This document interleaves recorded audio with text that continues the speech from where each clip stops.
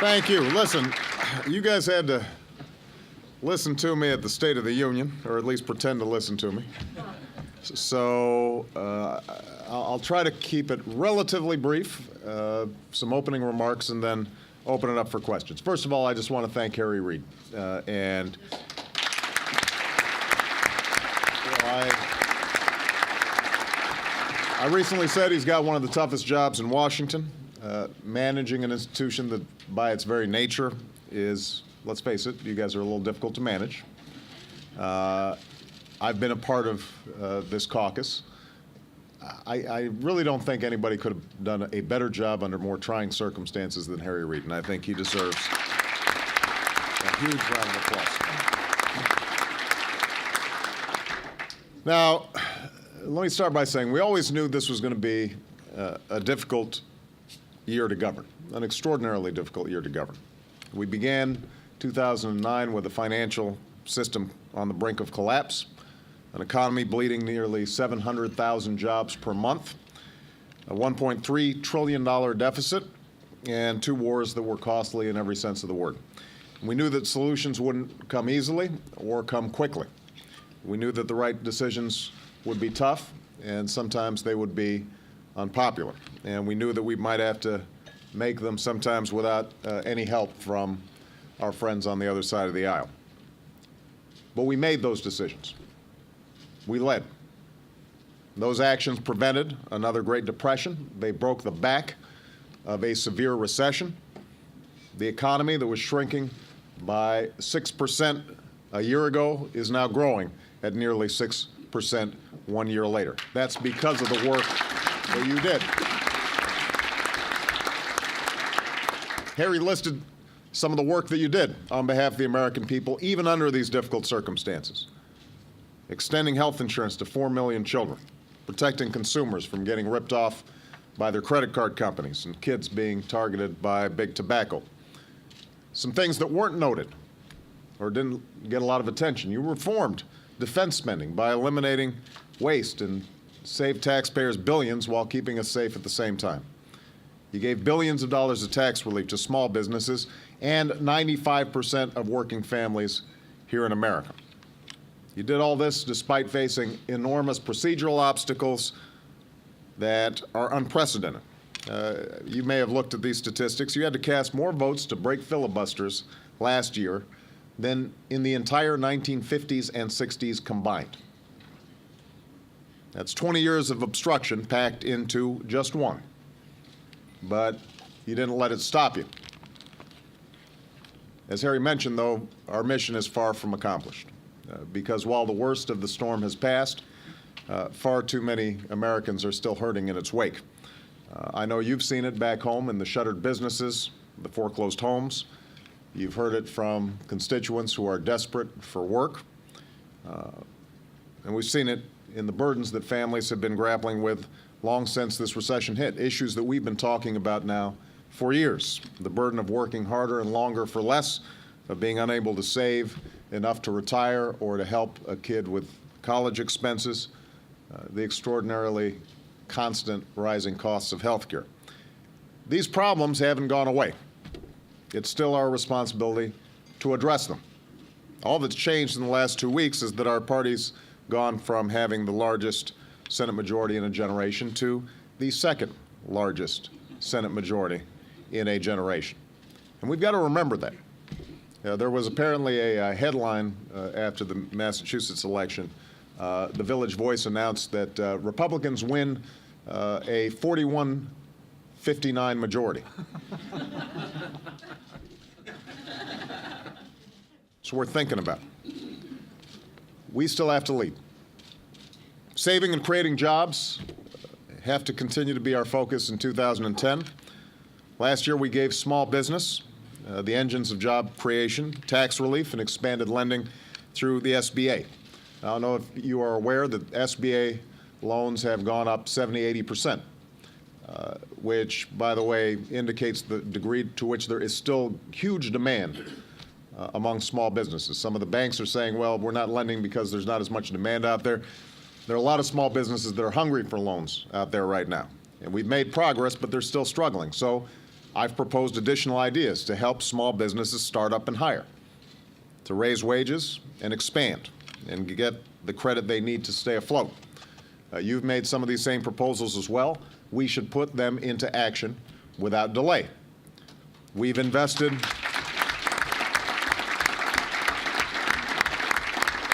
in America's infrastructure, rebuilding roads and bridges and ports and railways and putting people to work, strengthening our communities and our country. And as you know, the Recovery Act was designed so that a lot of that work is going to be taking place this year, not just last year.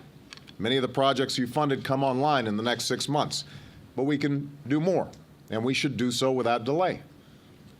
Through the investments you made in clean energy startups, we've not only helped put Americans to work, we're on track to double our nation's capacity to generate renewable energy over the next few years.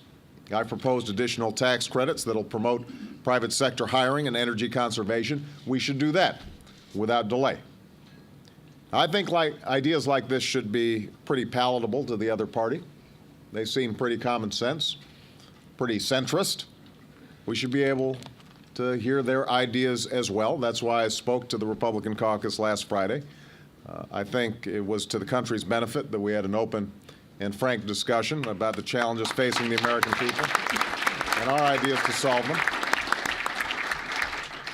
I got to admit, I had a little fun at that caucus. Now, obviously, on some issues, we didn't agree, but on some we did.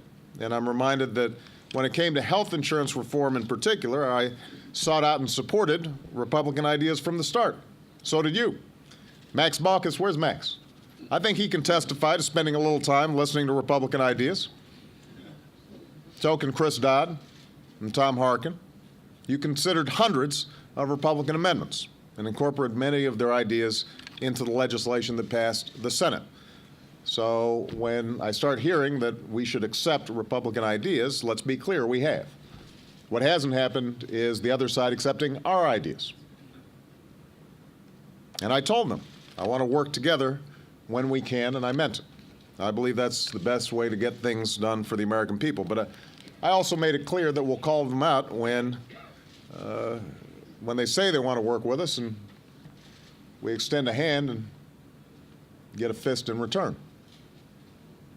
Last week, for example, you put up for a vote a bill I supported. Conrad, Gregg, Fiscal Commission. We were assured this was going to be bipartisan, only to see 7 Republicans who co-sponsored the idea in the first place suddenly decide to vote against it. Now, I'm open to honest differences of opinion, but what I'm not open to is changing positions solely because it's good short-term politics. And what I'm not open to is a decision to stay on the sidelines and then assign blame. I have little patience for the kinds of political calculations that says the cost of blocking everything is less than the cost of passing nothing. It basically says, if you lose, I win. That's been the politics in Washington for too long, and the problem is it leaves the American people out of the equation. So I would just suggest to this caucus, if anybody's searching for a lesson from Massachusetts, I promise you the answer is not to do nothing. The American people are out of patience with business as usual. They're fed up with a Washington that has become so absorbed with who's up and who's down that we've lost sight of how they're doing. They want us to start worrying less about keeping our jobs and more about helping them keep their jobs. And they want to see their business done in an open and transparent way. You know, when we took back the Senate in 2007, we did so in part because we made a case that we'd be better on ethics and transparency. And we backed that up by passing the most sweeping ethics reform since Watergate and by beginning to address earmark abuse. We should be proud of those accomplishments, but if we're going to erase that deficit of trust that I mentioned at the State of the Union, we're still going to have to do more. Now, that's why I've proposed that we work together to make all earmark requests public on one central website before they come up for a vote, and to require lobbyists to discuss details of their contacts on behalf of their clients with the administration or with Congress. That's why working with people like Dick Durbin, who's been vocal on this for a long time. We've got to confront the gaping loophole that the Supreme Court recently opened in our campaign finance laws that allowed special interests to spend without limit to influence American elections.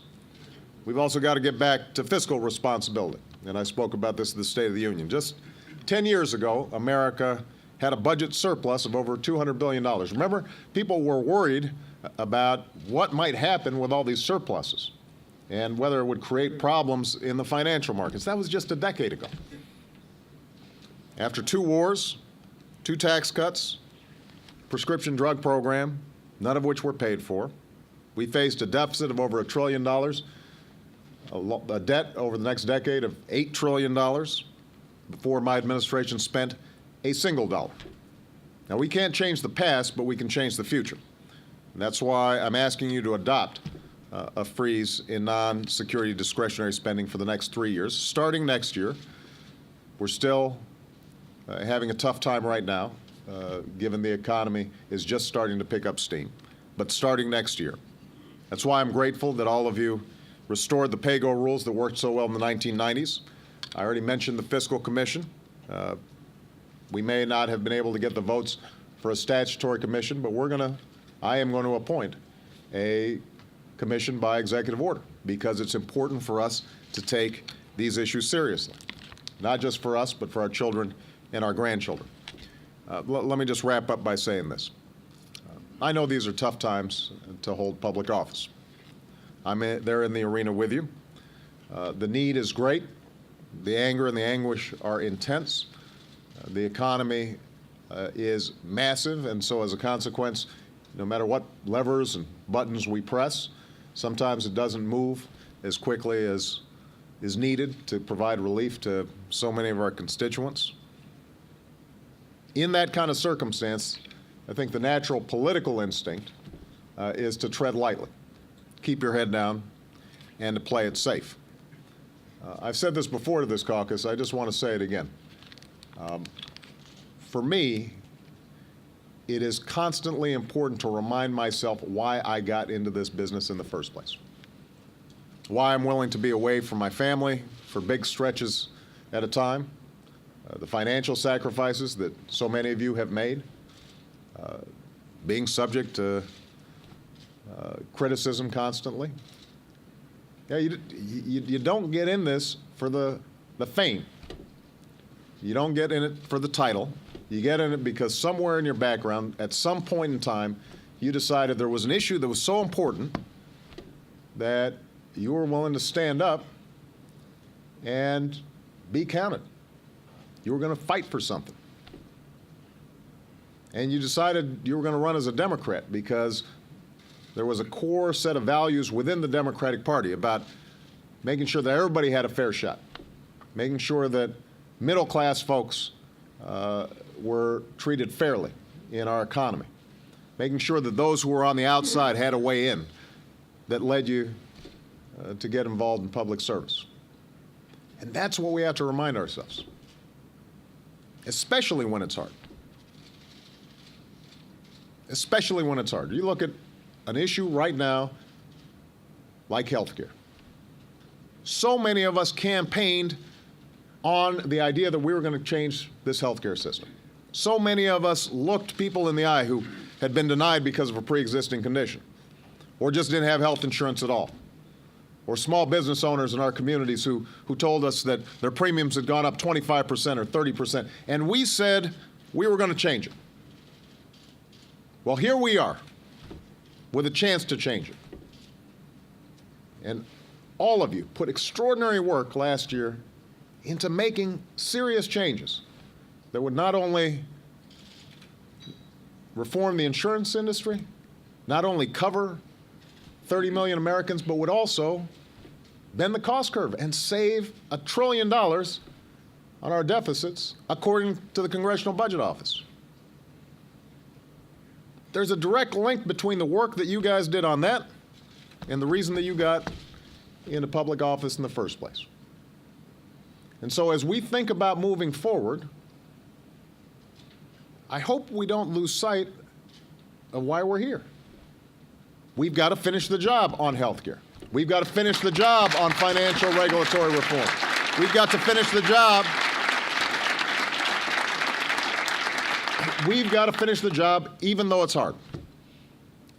And I'm absolutely confident that if we do so in an open way, in a transparent way, in a spirit that says to our political opponents that we welcome their ideas, we are open to compromise, but what we're not willing to do is to give up on the basic notion that this government can be responsive to ordinary people and help give them a hand up so they can achieve their American dreams. We will not give up that ideal. If that's where we go, I'm confident that politics in 2010 will take care of themselves. Harry, thank you very much. Let me turn it off to questions. Thank you.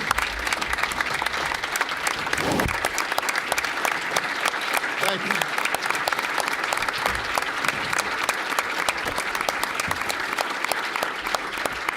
First question, Arlen Specter. And let me tell everyone, people have come to me and indicated they want to ask questions. I've taken a list of those. Arlen Specter's first. Mr. President, I begin by applauding your decision to place the economy at the top of the agenda, to put America back to work and to provide jobs, jobs, jobs. I have a two-part question and just a brief statement of the issue. We have lost 2,300,000 jobs as a result of the trade imbalance with China between 2001 and 2007. The remedies to save those jobs are very ineffective. Long delays, proceedings before the International Trade Commission, subject to being overruled by the President. We have China violating international law with subsidies and dumping, really a form of international banditry.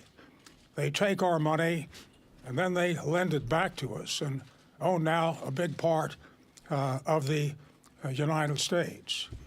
The first part of my question is, would you support more effective remedies to allow injured parties, unions which lose jobs, companies which lose profits, by endorsing a judicial remedy, if not in U.S. courts, perhaps in an international court, and eliminate the aspect of having the ITC decisions overruled by the President, done 4 times in 2003 to 2005 at a cost of a tremendous number of jobs on the basis of the national interest. And if we have an issue on the national interest, let the nation pay for it, as opposed to the steel industry or the United Steel Workers. And the second part of the question, related, is when China got into the World Trade Organization, a matter that 15 of us in this body opposed, there were bilateral treaties. And China has not lived up to its obligations to have its markets open to us, but take our markets and take our jobs. Would you support an effort to revise, perhaps even revoke that bilateral treaty, which gives China such an unfair trade advantage? Thank you. Arlen, I would not be in favor of revoking the trade relationships that we've established with China. I have shown myself during the course of this year more than willing to enforce our trade agreements in a much more serious way. And at times I've been criticized for it. You know, there was a case involving foreign tires that were being sent in here, and I said this was an example of where we've got to put our foot down and show that we're serious about enforcement. And it caused the usual fuss at the international level, but it was the right thing to do. Having said that, I also believe that our future is going to be tied up with our ability to sell products all around the world, and China is going to be one of our biggest markets. And Asia is going to be one of our biggest markets. And for us to close ourselves off from that market would be a mistake. The point you're making, Arlen, which is the right one, is it's got to be reciprocal.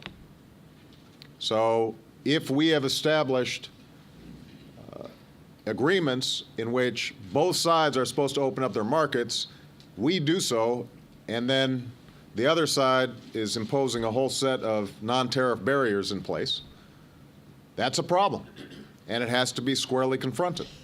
So the approach that we're taking is to try to get much tougher about enforcement of existing rules, putting constant pressure on China and other countries to open up their markets in reciprocal ways. One of the challenges that we've got to address internationally is currency rates and how they match up to make sure that our goods are not artificially inflated in price and their goods are artificially deflated in price. That puts us at a huge competitive disadvantage. But what I don't want to do is for us as a country or as a party to shy away from the prospects of international competition. Because I think we've got the best workers on earth, we've got the most innovative products on earth, and if we are able to compete on an even playing field, nobody can beat us. And by the way, that will create jobs here in the United States. You know, if we just increased our exports to Asia by a percentage point, by a fraction, it would mean hundreds of thousands, maybe millions of jobs here in the United States. And it's easily doable, and that's why we are going to be putting a much bigger emphasis on export promotion over the next several years. And that includes, by the way, export promotion not just for large companies, but also for medium-sized and small companies, because one of the challenges, I was up in New Hampshire yesterday, and you saw this terrific new company that had just been started up. It's only got 13, 14 employees at this point. But it has a new manufacturing technique for the component parts in LED light bulbs. Potentially could lower the price of LED light bulbs, cut them in half. And these folks, they potentially can market not just here in the United States, but this is a technology that could end up being sent all around the world. But they don't have the money to set up their own foreign office in Beijing to navigate through the bureaucracy. They've got to have some help being over there. And so that's one of the things that we really want to focus on in this coming year, is making sure that our export-import banks, our trade offices, that we are assisting not just the big guys, although we do want to help them, but also the medium-sized and small businesses that have innovative products that could be marketed if they just got a little bit of help and a little bit of push from the United States government. Senator Michael Bennet, Colorado. Thanks for coming, Mr. President. It's good to see you. You talked in the State of the Union very well about a number of the challenges that we face as a country, which are serious. I mean, even before we were driven into the worst recession since the Great Depression, the last period of economic growth in this country's history was the first time middle-class family income actually fell during a period of economic growth. No net jobs created since 1998. Household wealth the same at the end of the decade as it was at the beginning, and an education system that's not working well enough for our kids. And on top of everything else, got a $1.4 trillion deficit and $12 trillion of debt. I was saying that the other day, by the way, in Colorado, and I was talking about how our kids were going to have to pay this back if we didn't make this decision that we've got to face up to. And my daughter, Caroline, who's 10, was there, and she walked out with me at the end, and she said, "Just so you know, I'm not paying that back." She has the right attitude, I think. But Just in case you're counting on it. at the same time, this place looks broken to the American people. The ability of our ability to make these decisions is open to enormous question in the wake of the healthcare discussion in particular. I had a woman the other day in Glenwood Springs, Colorado, ask me where she could get her lobbyist in Washington, D.C. What are we going to do differently? What are you going to do differently? What do we need to do differently as Democrats and Republicans to fix this institution so that our democracy can actually withstand the test that we're facing right now? Well, let me just make a couple observations, having served in the Senate and now seeing it from the perspective of the White House. First of all, whenever people ask me, why isn't Washington working, I am a fierce defender of the integrity and hard work of individual members, which is, by the way, matched up by, when you look at polls, people hate Congress, but individual members, a lot of them feel, are really working hard on their behalf. So the problem here you've got is an institution that increasingly is not adapted to the demands of a hugely competitive 21st century economy. I think the Senate in particular, the challenge that I gave to Republicans, and I will continue to issue to Republicans, is if you want to govern, then you can't just say no. It can't just be about scoring points. There are multiple examples during the course of this year in which that's been the case. Look, I mentioned the filibuster record. We've had scores of pieces of legislation in which there was a filibuster, cloture had to be invoked, and then ended up passing 90 to 10 or 80 to 15. And what that indicates is a degree to which we're just trying to gum up the works instead of getting business done. That is an institutional problem. In the Senate, the filibuster only works if there is a genuine spirit of compromise and trying to solve problems as opposed to just shutting the place down. If it's just shutting the place down, then it's not going to work. That's point number one. Point number two, in terms of how we operate, we as Democrats, I do think that the more open we are, the more transparent we are, the more people know exactly how things are working, even if sometimes it takes longer to maintain that transparency, the better off we are. And I think the health care bill is a perfect example. I mean, the truth of the matter is that the process looked painful and messy, but the innumerable hearings that were held did give an opportunity for the product to get refined so that I think that the ultimate package, after potential negotiations between the House and the Senate, is better than where we started. And there was a possibility, and continues to be a possibility, to be in discussions with the American people about what exactly that bill accomplishes. On the other hand, and I take some fault for this, at the end of the process, when we were fighting through all these filibusters and trying to get it done quickly so that we could pivot and start talking about other issues that were so important to the American people, some of that transparency got lost. And I think we paid a price for it. And so it's important, I think, to constantly have our cards out on the table and welcome challenges and welcome questions. You know, if the Republicans say that they can insure every American for free, which is what was claimed the other day at no cost, I want to know. Because I told them, I said, why would I want to get a bunch of lumps on my head doing the hard thing if you've got the easy thing?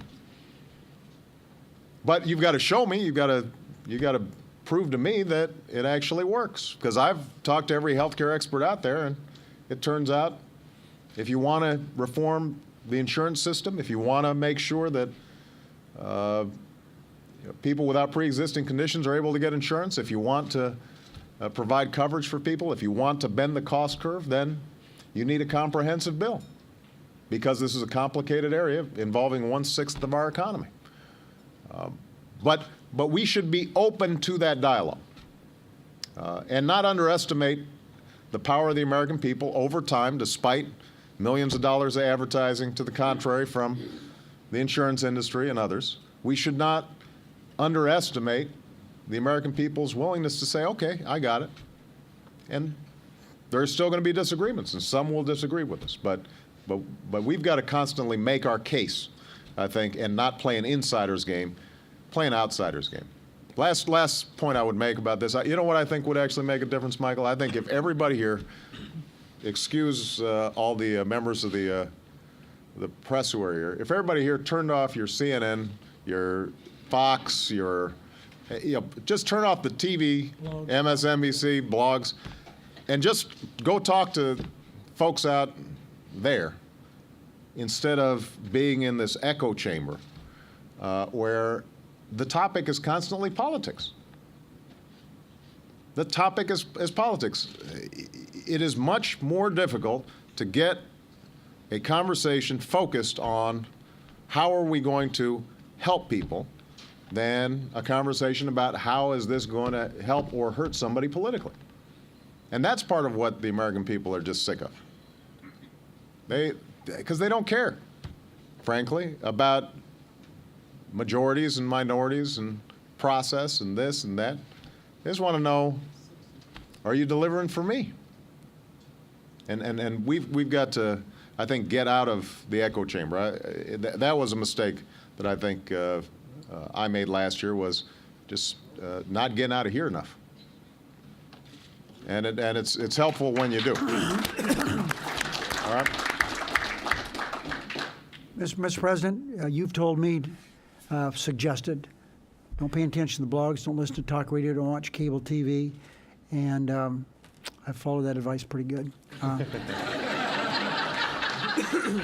Next question will be from the chair of our Agriculture Committee, the senator from Arkansas, Blanche Lincoln.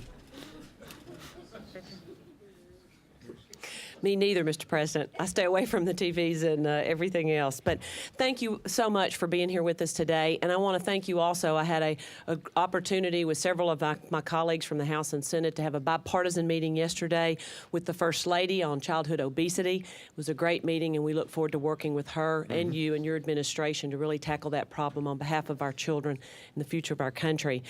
Mr. President, I come from a seventh-generation Arkansas family. My dad was a good Democrat, and he was a great Arkansan, and he was very typical of Arkansans in that he was very independent-minded, as am I, and as are most of my constituents. And he used to tell me early on when I ran for Congress, he said, it's really results that count. And as I look at what's going on in my state and among my constituents, I visited with a constituent yesterday, good Democrat, small business owner, who was extremely frustrated because there was a lack of certainty and predictability from his government for him to be able to run his businesses. He and his father have worked hard. They've built three or four different small businesses. And he fears that there's no one in your administration that understands what it means to go to work on Monday and have to make a payroll on Friday. He wants results. He wants predictability. And I think that you're exactly right. People out there watching us, they see us nothing more than Democrats and Republicans up here fighting only to win a few political points, not to get the problem solved. And so I want to echo, I guess, some of what my colleague Michael Bennet from Colorado mentioned, but also to ask to you in terms of where we are going. What can we tell the people in terms of predictability and certainty in getting this economy back on track? How are we going to do that? And are we willing as Democrats not only to reach out to Republicans, but to push back in our own party for people who want extremes? And look for the common ground that's going to get us the success that we need, not only for our constituents, but for our country in this global community and this global economy. Are we willing as Democrats to also push back on our own party and look for that common ground that we need to work with Republicans and to get the answers? And it's really the results that are going to count to our constituents. And we appreciate the hard work that you put into it. Well, look, there's no doubt that this past year has been an uncertain time for the American people, for businesses and for people employed by businesses. Some of that certainty just had to do with the objective reality of this economy entering into a free fall. And so let's remind ourselves that if you've got an economy suddenly contracting by 6%, or a loss of trillions of dollars of wealth basically in the blink of an eye, or home values descending by 20%, that's going to create a whole lot of uncertainty out there in the business environment and among families. And part of what we've done over the course of this year is to put a floor under people's feet. That's what the Recovery Act did. That's what the interventions in the financial markets did. It broke the back of the recession, stabilized the markets. Nobody's talking about a market meltdown at this point. And people haven't recovered all that they had lost in their 401ks, but they're feeling a little better when they open that envelope now than they did 6 months ago. State budgets were in free fall. That was stabilized. States are still going through incredible pain, but they did not have to lay off teachers and firefighters and cops at the levels that they would have had to otherwise lay them off. That provided some stability and some certainty. So the steps you've taken as a Congress, the steps we've taken as administration, have helped to stabilize things. Now, moving forward, Blanche, what you're going to hear from some folks is that the way to achieve even greater economic growth, and keep in mind the economy is now growing at a 6% clip, so the question is, when do businesses actually start hiring? Because they're now making a profit. What you're going to start hearing is the only way to provide stability is to go back and do what we'd been doing before the crisis. So I noticed yesterday when we were there was some hearing about our proposal to provide additional financing to small businesses and tax credits to small businesses. Some of our friends on the other side of the aisle said, this won't help at all. What you have to do is to make sure that we continue the tax breaks for wealthiest Americans. That's really what's going to make a difference. Well, if the agenda, if the price of certainty is essentially for us to adopt the exact same proposals that were in place for 8 years leading up to the biggest economic crisis since the Great Depression, we don't tinker with health care, let the insurance companies do what they want, we don't put in place any insurance reforms, we don't mess with the banks, let them keep on doing what they're doing now because we don't want to stir up Wall Street, the result is going to be the same. I don't know why we would expect a different outcome pursuing the exact same policies that got us into this fix in the first place. Michael Bennet articulated it very well. Part of the reason people are feeling anxious right now, it's not just because of this current crisis. They've been going through this for 10 years. They've been working, not seeing a raise. Their costs have been going up. Their spouses going to the workforce. They work as hard as they can. They're barely keeping their heads above water. They're trying to figure out how to retire. They're seeing more and more of their costs on health care dumped in their lap. College tuition skyrockets. They are more and more vulnerable, and they have been for the last decade, treading water. And if our response ends up being, because we don't want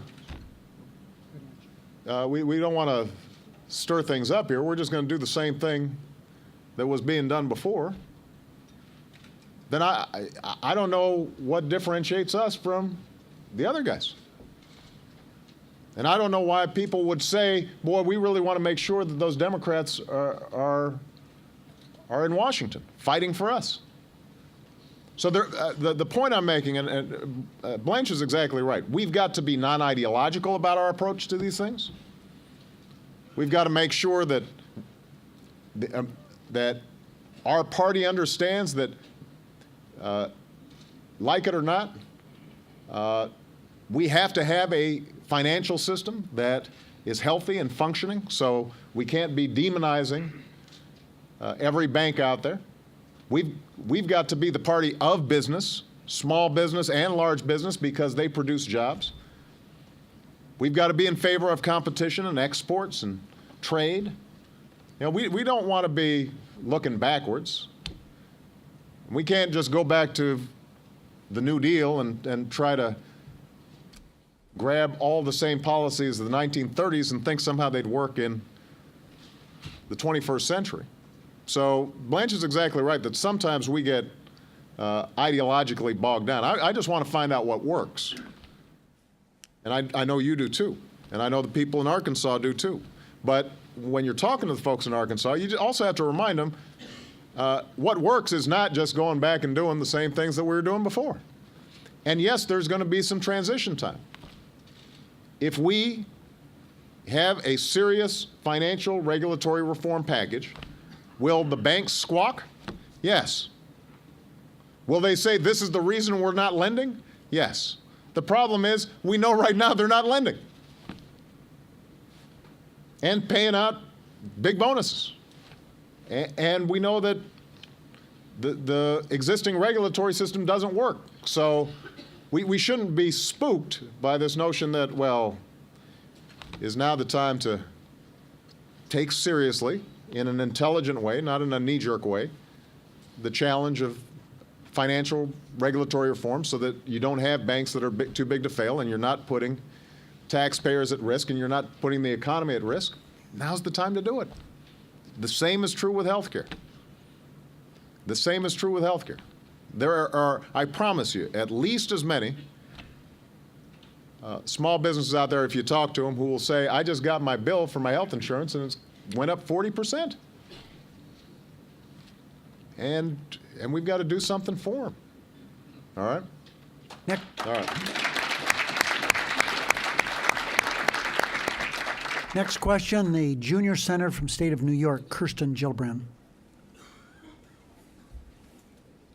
President, I have an issue I'd like Here, Kristen, we've got a mic for you. Thank you, Mr. President. I have an issue I'd like to raise that is very important to every New Yorker and to many, many Americans. And that's health care for our 9/11 responders and for all the communities that live near Ground Zero. Now, these Americans hail from every one of the 50 states and every single congressional district in the entire United States. Right. And now, because of exposure to toxins from the collapse of the World Trade Center towers, there's about 20,000 people who are sick, some of them gravely ill, suffering from serious health effects. Some are disabled, some have died.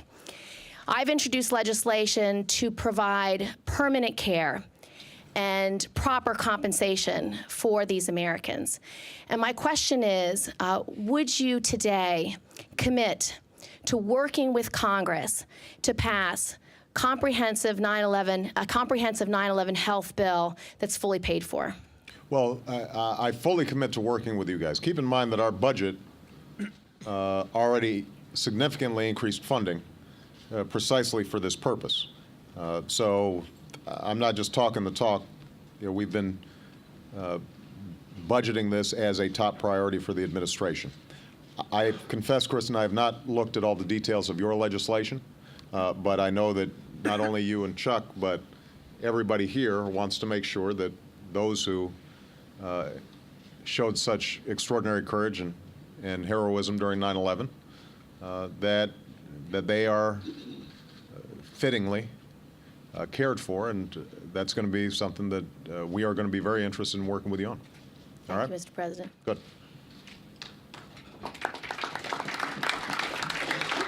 The next question is the chairperson of the Environment and Public Works Committee, Senator Barbara Boxer.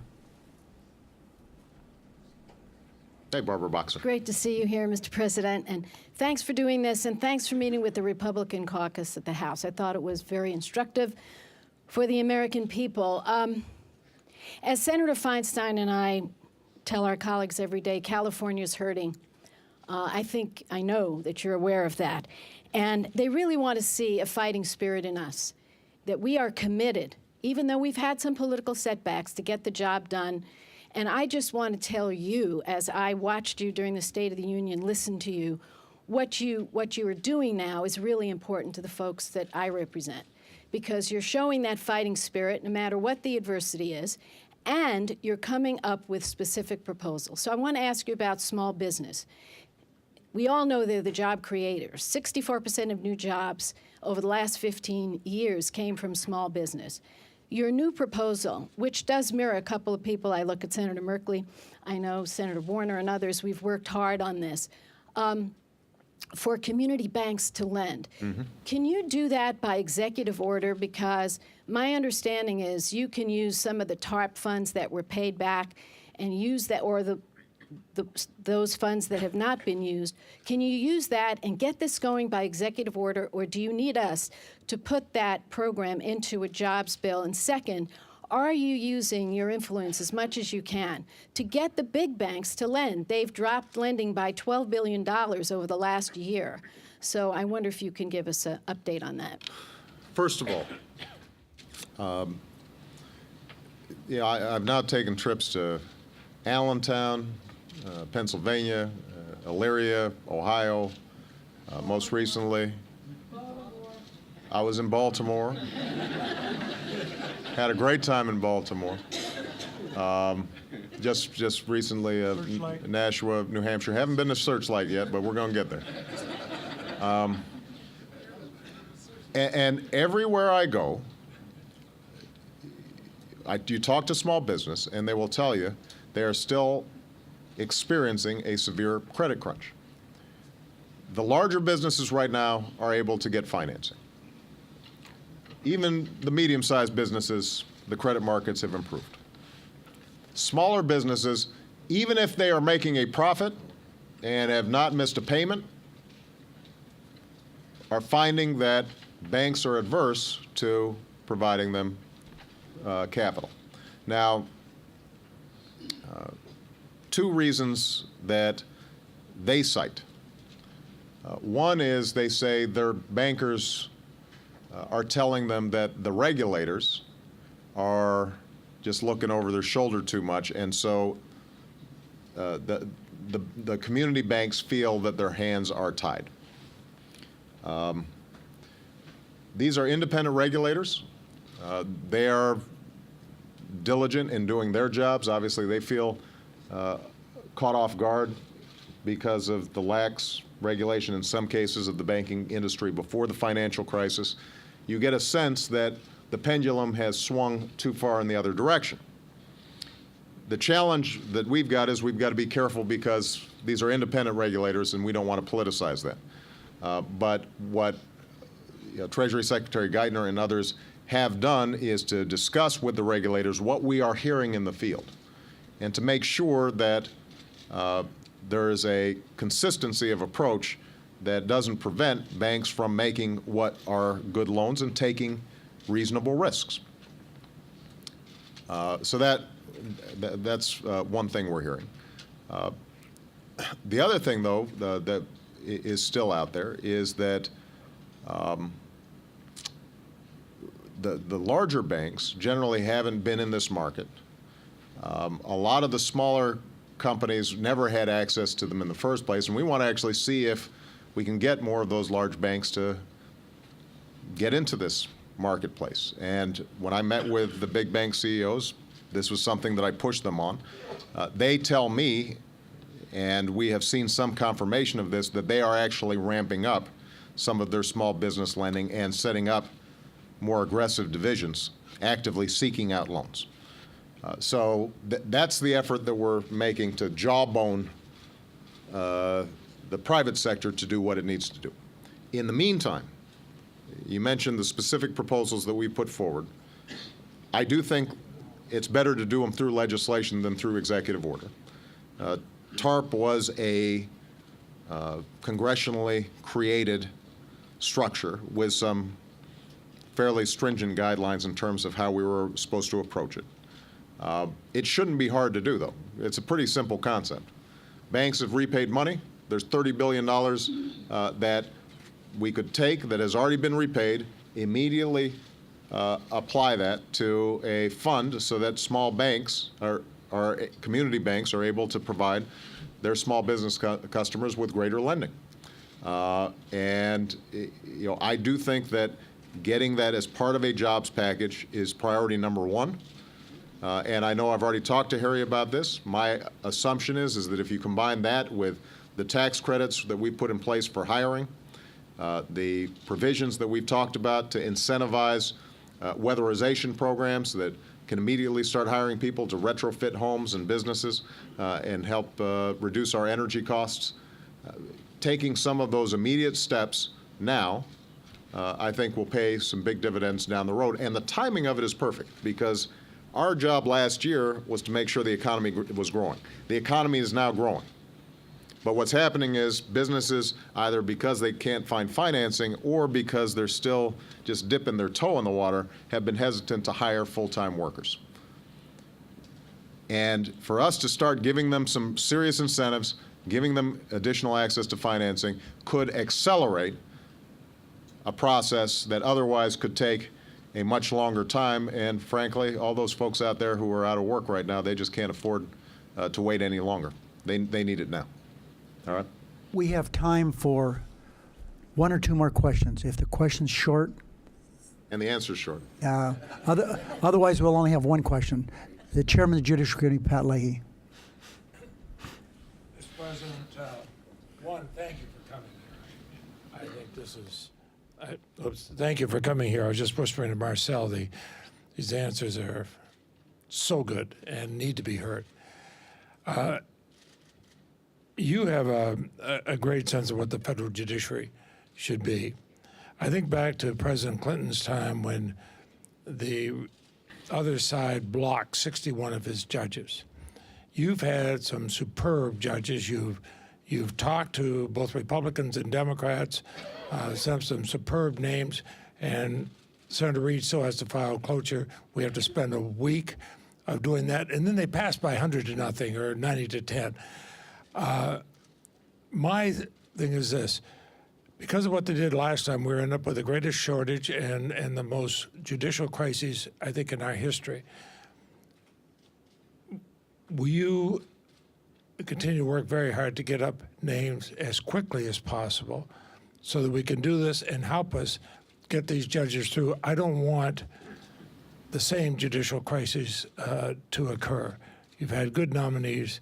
Can you commit to work with us, both parties, and keep trying to get them through? Good. Well, this is going to be a priority. Look, it's not just judges, unfortunately, Pat. It's also all our federal appointees. We've got a huge backlog of folks who are unanimously viewed as well qualified. Nobody has a specific objection to them, but end up having a hold on them because of some completely unrelated piece of business. That's an example, Michael, of the kind of stuff that Americans just don't understand. On the judges' front, we had a judge coming out of Indiana, Judge Hamilton, who everybody said was outstanding. Evan Bayh, Democrat, Dick Lugar, Republican, all recommended. How long did it take us? 6 months, 7 months for somebody who was supported by the Democratic and Republican senator from that state. And you can multiply that across the board. So, we have to start highlighting the fact that this is not how we should be doing business. Now, in fairness, when we were in the minority, there were some times where we blocked judges, we blocked appointees. I think it's fair to say we were a little more selective in how we did it. A lot more, somebody said. So this is an example of where I'm going to reach out to Mitch McConnell. I know Harry has as well. And I'm just going to say, look, if the government's going to work for the American people, I can't have the administrator for GSA, which runs every federal facility, all federal buildings all across the country. Here we are, we're trying to save billions of dollars, cut waste. Claire McCaskill's been all on top of how can we audit our spending, and we could save billions of dollars in ending old leases that don't work, or renegotiating them, or consolidating buildings and efficiencies. But I don't have a GSA administrator, even though I nominated somebody who was well qualified several months ago, and nobody can tell me that there's anything particularly wrong with her. They're blocking her because of some unrelated matter. I don't know. You guys may know better than I do. And that has to end. It has to end. And the American people want it to end.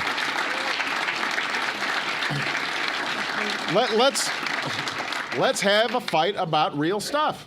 Don't hold this woman hostage. If you have an objection about my health care policies, then let's debate the health care policies. But don't suddenly end up having a GSA administrator who is stuck in limbo somewhere because you don't like something else that we're doing. Because that doesn't serve the American people.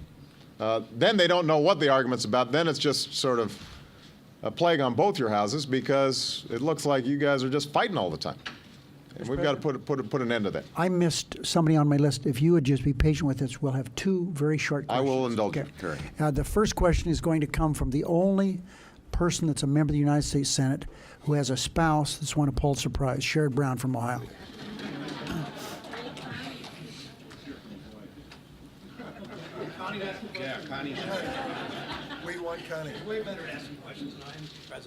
Thank you for joining us. Thank you for your visit to Lorain County, Ohio. A week and a half ago, first presidential visit to that county of 300,000, and since Harry Truman in 1948. It was a great visit. We had a great time. It was terrific. 10 miles from there at Oberlin College, one of the great private institutions of higher learning in this country. At Oberlin College, there was a building built there 7 or 8 years ago, fully powered by solar panels. It's the largest building, it was the largest building in any college campus in America like that. Those solar panels were bought in Germany and Japan, not surprisingly. Germany, a country that has both an energy policy and a manufacturing policy. 75 miles west of there is Toledo, Ohio, where you've been several times. And Toledo has more solar manufacturing jobs than any city in America.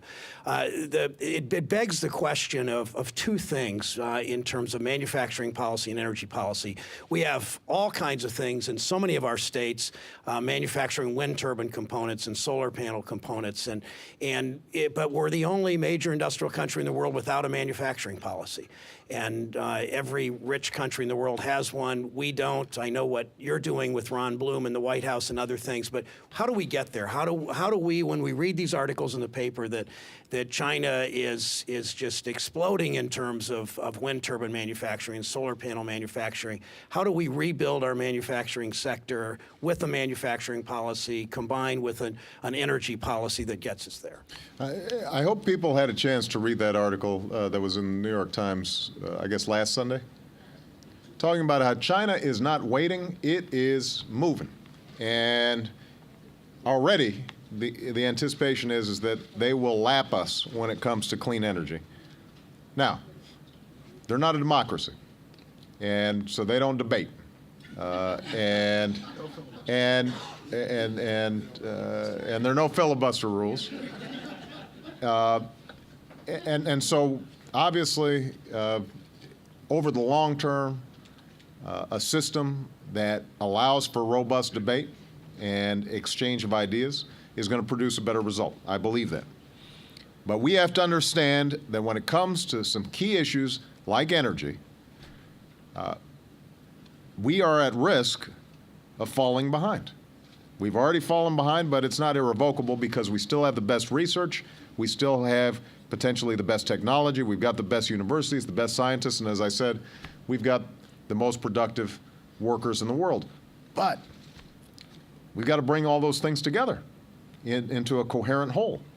Now, I think there are a couple of elements to this. One, in terms of manufacturing generally, you just mentioned Ron Bloom, who we put in charge of a manufacturing task force, is just issuing now a report to me about the direction we need to go to have some coordination when it comes to manufacturing. Now, this is not some big bureaucratic top-down industrial policy. It is figuring out how do we coordinate businesses, universities, government, to start looking at where are strategic opportunities and then making those investments, filling holes that exist so that we can be competitive with what China's doing or what Germany's doing or what Spain's doing. And my hope is that during the course of this year, we're going to be able to work with all 50 senators, because all of you have a stake in this, to just see where are our manufacturing opportunities and where can we plug some holes in order to make sure that we're competitive internationally.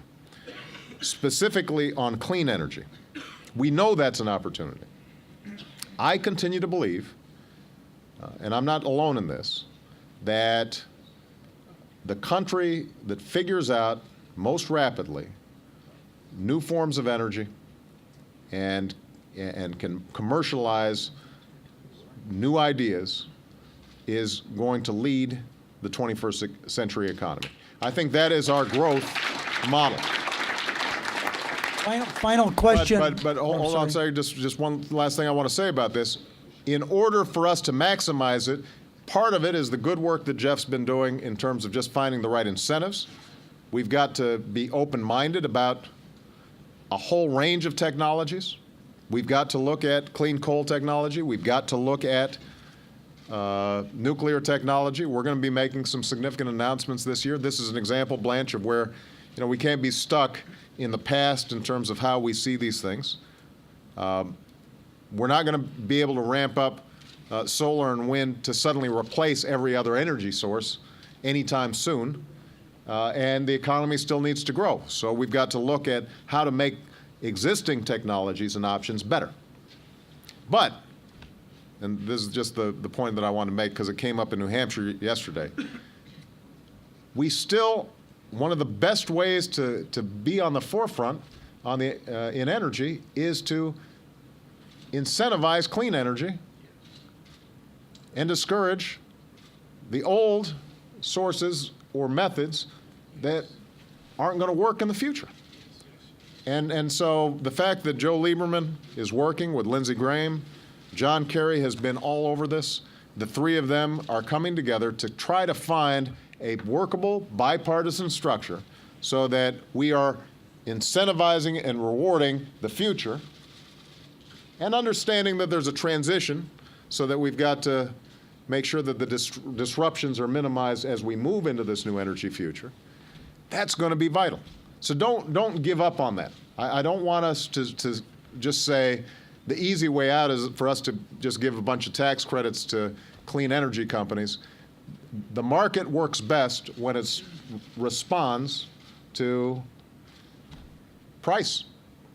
And if they start seeing that, you know what, dirty energy is a little pricier, clean energy is a little cheaper, they will innovate and they will think things through in all kinds of innovative ways. So I want to congratulate specifically John Kerry, Joe Lieberman, and Lindsey Graham, who it probably doesn't help him for me to compliment him, but has been very thoughtful in terms of how they're approaching this issue. So. Final question, Evan Bayh, Indiana. Thank you for being with us, Mr. President. We've run overtime. Is this okay? We got a mic? Here you go. Here, pass that over. Wait, no, we can get you a mic. Yeah. Nice sneakers, by the way. Thank you. Yeah, got to stay light on your feet around here, right? Mr. President, you've already addressed this in part, and several of the other questioners have raised this, but I'd like to present it in a little bit different way that I think is on the minds of people in my state and perhaps on the minds of independents and moderate Republicans and conservative Democrats around the country, and that's this issue of the deficit and rising debt and restoring the fiscal health of this country to a position where it ought to be. Frankly, I think the public and average citizens have been way ahead of the political class on this. They understand in the long run this is unsustainable, it's bad economics. They understand that generationally, as Michael was mentioning, it's unfair to our children to ask them to pay these bills. And most of all, there's a sense of unfairness. They're having to make sacrifices in their daily lives, but too many in Washington expect to have continuing increases in the programs they care about. Ordinary citizens are making sacrifices, and yet we want our earmarks or pet projects. And they ask, why can't Washington make the same sacrifices that we're willing to make? Now, I think they realize that the other party doesn't have much credibility on this subject. They handed you a $1.3 trillion deficit. Vice President Cheney famously said that in his opinion, deficits didn't matter. He just flat out said it. That's wrong. It's bad economics. It's wrong. And so we've got a job to do. But I think many people across the country candidly look at us and say, well, I don't know if the Democrats are willing to take this on. They think we want to tax too much and spend too much, and do we have the backbone to really stand up and make some of these hard decisions? Now, to your credit, you've called for some things that aren't always popular in our party. The first thing I noticed when you put into effect that non-security discretionary spending freeze is you got kicked in the shins by some of the left-wing blogs, and you called for more restraint on earmarks. That's not always popular among our group. But to your credit, you've called for those things. So my question to you, Mr. President, is speaking to independents, conservative Democrats, moderate Republicans, people who know we have to do this, why should the Democratic Party be trusted, and are we willing to make some of the tough decisions to actually head this country in a better direction? Well, I'll tell you why the Democratic Party should be trusted, because the last time this budget was balanced, it was under a Democratic president who made some very tough decisions. So, I think... I think this is pretty straightforward. Bill Clinton made some very hard political decisions. Some of you were there in Congress. You know how tough those votes were. You got no help from the other side. But as a consequence, the economy took off, and you had a $200 billion surplus at the end of his presidency. So I think he deserves enormous credit for that. Those of you who took those votes deserve enormous credit for that. That's why we should have credibility. But we're still haunted by the debates that took place from the 70s, the 60s, right? And that hasn't completely worked through the political mindset.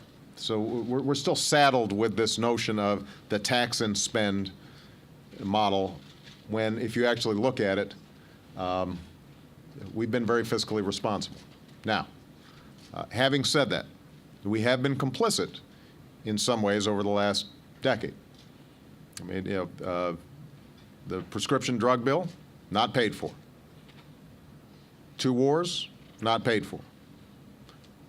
2 tax cuts, not paid for. The emergence of a structural deficit that is only going to grow, because we all know that the biggest drivers are Medicare and Medicaid, and as people get older, as the population gets older, and as new technologies come online, people are demanding new services for health care. Those are going to become more and more expensive, and that's what's going to blow up the budget in the long term.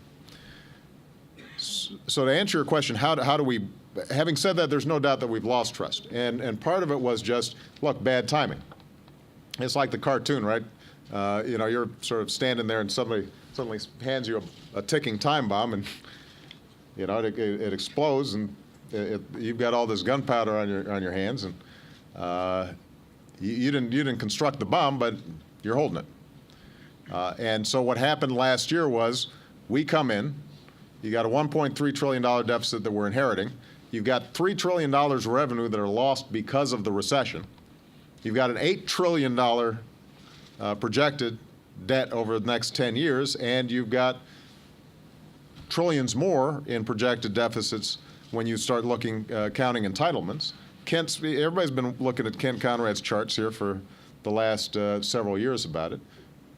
And so at that very moment, suddenly the headlines that people are seeing is bank bailout, recovery package, and it all kind of merges together into just this blob of spending, and people aren't seeing how's this benefiting me. It just looks like Washington business as usual, and all that suspicion gets amplified.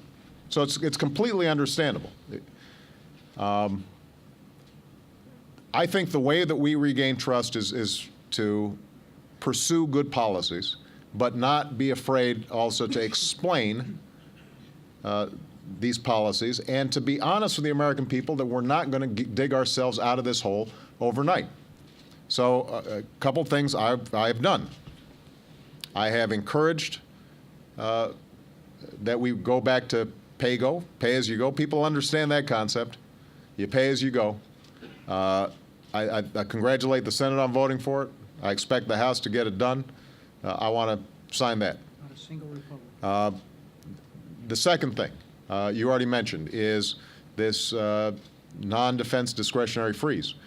One thing I want to mention, though, it's not as if we're not going after defense as well. It's just it would be irresponsible when we have two wars for me to impose that same kind of limitation, tie my hands, not knowing what contingencies may be needed. But if you look at what Bob Gates has been doing in the Defense Department in really going after some sacred cows over at the Pentagon, he's been serious about it. We've already saved billions of dollars. We intend to keep saving billions of dollars more on that front as well. We've already proposed $20 billion worth of savings for this year by eliminating and consolidating programs. Last year we proposed $17 billion, and we were poo-pooed. You know, some of the editorials were all, 17, this is a pittance. You know, only in Washington is $17 billion a pittance. But it also indicates one of the dangers that we have is that you've got to chip away at this problem. So every dollar counts. You know, the work that Claire's done on auditing, you know, if we can squeeze out $5 million here, $10 million here, make this program work a little bit better, over time it creates good habits. And it starts exercising the fiscal restraint muscles in ways that won't affect programming for people, but will affect our bottom line. So we're moving aggressively. We hope this year we get that stuff done. But what we also have to understand is that if I take all the steps that I've put forward and Congress follows my lead on the non-defense discretionary spending, we're prudent in terms of defense spending, and we do all the things that we've talked about, we've still got this structural deficit that we've inherited. Essentially, what my proposal does is to pay for the Recovery Act and the other extraordinary steps we had to take for last year, so that I will have covered what happened on my watch. That's important to understand. Whatever spending that I had to take that was extraordinary, that you took with me, including the Recovery Act, if we follow my budget outline, we will have taken care of, paid for what happened on our watch. But what we will not have solved is that huge structural deficit that existed the day I walked in. And we've got to be able to tell the truth to the American people that that is hard to solve. And the reason it's hard to solve is most of it is coming from entitlements that people like.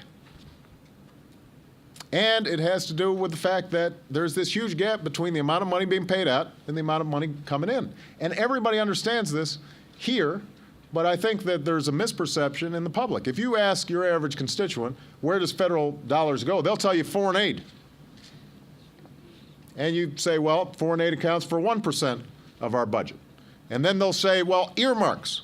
Look, I think we have to discipline ourselves on earmarks just because symbolically, I think it makes people feel like we're not showing the same kind of discipline that they are. Even for worthy projects, you still got to make choices. So they're absolutely right about that. But earmarks account for about 1% of the budget.